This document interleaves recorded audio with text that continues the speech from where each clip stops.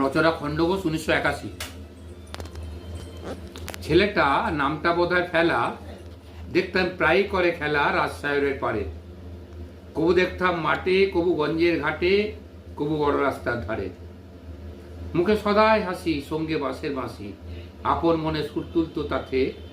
রাতের খাওয়া হলে সারা, স্তব্ধ হতো সকল পাড়া, ওর লাগেনি শুনতে পেতাম রাতে।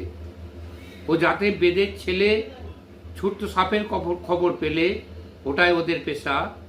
বনের মাঝে ওদের ঘর, নাই তাহাতে কোনো ডর, মনে ওদের আদম্য এক নেশা। কখনো কোনো দিনের বেলায় ও দেখাতো সাপের খেলা, বাঁশি বাজিয়ে সাপুড়েদের সুরে।